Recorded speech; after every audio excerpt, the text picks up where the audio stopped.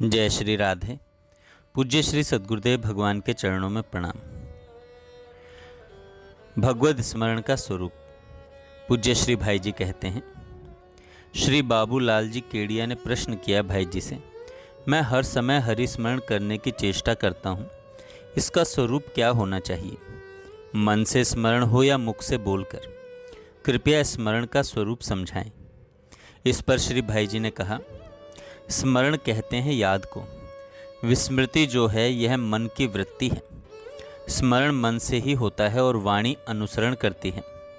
वाणी से किसी शब्द के उच्चारण का अभ्यास हो जाता है तो यह आवश्यक नहीं कि मन का साथ ही रहे, मन के बिना भी उच्चारण होता रहता है। हरि स्मरण में यह जानना चाहिए कि हरि का स्वरूप क्या है। भगवान में अनंत उत्तम उत्तम गुण हैं, हम उनके गुणों का अंत नहीं पा सकते। भगवान में ऐसे ऐसे दिव्य गुण हैं जिनकी हम कल्पना नहीं कर सकते, परंतु जहाँ तक बुद्धि काम दे वहाँ तक कल्पना करें कि भगवान सर्वज्ञ हैं, सर्वव्यापक हैं, दयालु हैं, परम आत्मीय हैं और हमारे सुहृद हैं। इस भांति परमात्मा में ऊंचा से ऊंचा और अपने निकट का भाव रखें।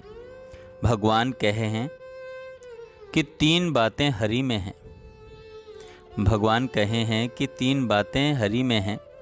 सभी यज्ञों के भोक्ता हरि हैं, सर्वलोक महेश्वर हरि हैं और प्राणी मात्र के सुहृद हरि हैं। देवताओं को जो कुछ दिया जाता है वह भगवान को मिलता है। वह भगवान कैसे हैं? सर्वलोकों के महेश्वर और सर्वभूत प्राणियों के सुहृद हैं। भगवान में सबसे ऊंची से ऊंची भावना करें और ऐसा समझें कि भगवान हमारे निकट से निकट हैं। भगवान में सब कुछ समाता है, उनमें सब कुछ समा जाने पर भी वह अनंत है, उनका कोई पार नहीं लगा सकता है। जिस भगवान के स्वरूप में अपनी श्रद्धा हो, चाहे राम, कृष्ण, शिव, सगुण, निर्गुण, साकार, निराकार, जिसमें अपना मन लगे वही उनका रूप है और उसका हर वक्त चिंतन होता रहे, यही स्मरण है। स्मरण तीन प्रकार का होता है।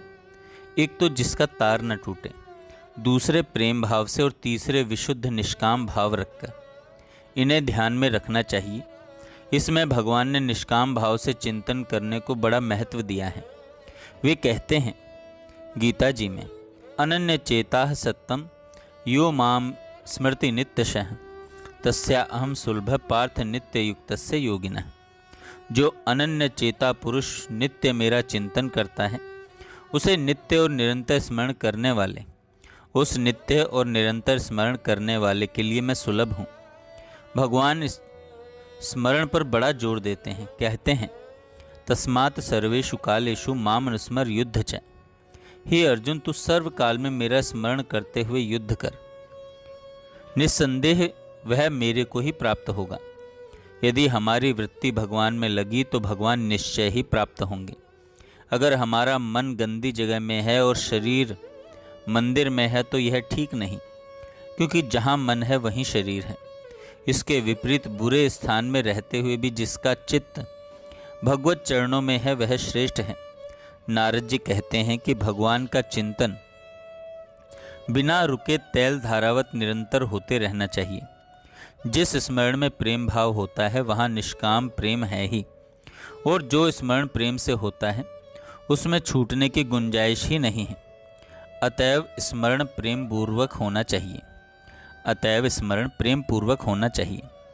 प्रेम पूर्वक स्मरण में चित्त घबराता नहीं है। जिस वस्तु में प्रेम होता है उसकी स्मृति आनंददायिनी होती है। प्रेमास्पद के वियोग की स्मृति महान दुखदायी होने पर भी उसमें आनंद छिपा रहता है। इसलिए प्रेमी उसकी स्मृति छोड़ने को चाहता नहीं और न तो उसके स्मरण में चित्त अकुताता ही है।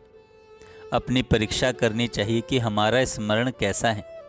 अगर यह मालूम होता है कि जबरदस्ती स्मरण करना पड़ता है तो वह स्मरण निम्न कोटि का है, और जिसे चित्त छोड़ना नहीं चाहता और न तो किसी प्रकार की घबराहट जान पड़े वह वास्तविक स्मरण है।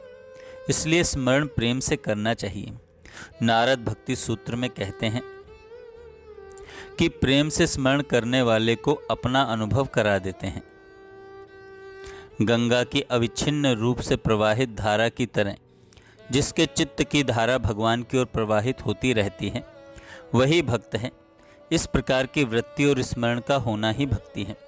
और ऐसा स्मरण भगवत कृपा से यदि मनुष्य इच्छा करे तो अनायास हो सकता है। और यह विश्वास करना चाहिए कि हमारे ऊपर भगवान की कृपा है ही। इस विचार से स्मरण अविच्छिन्न रूप से होता रहेगा। भगवान की कृपा का जो आसरा ले लेता है तो भगवान की शक्ति उसकी रक्षा करती है और उसके योग और क्षेम की भगवान रक्षा करते हैं। योग कहते हैं जो वस्तु नहीं है उसके मिलने को, और प्राप्त हुई वस्तु की रक्षा का नाम क्षेम है। भगवान ने अनन्य भक्ति रखने वाले को जो वस्तु उसे मिली है उसको तो भगवान बचा देंगे, और जो वस्तु मिलने बाकी है उसे प्राप्त करा देंगे। भगवान पूर्ण हैं और विषय सुख अपूर्ण है, परंतु यदि हम भगवान को अपूर्ण मानकर भी उन्हें पूजें तो वह बाद में पूर्ण मालूम देने लगते हैं। इस विलक्षणता का हम प्रत्यक्ष अनुभव कर सकते हैं और हम क्रमशः भगवान का स्मरण करते हुए पूर्णता को पहुंच जाएंगे। चित्त की वृत्तियां और कहीं न जाकर निरंतर भगवान में ही लगी रहें, यही भगवद स्मरण का स्वरूप है। जय श्री राधे।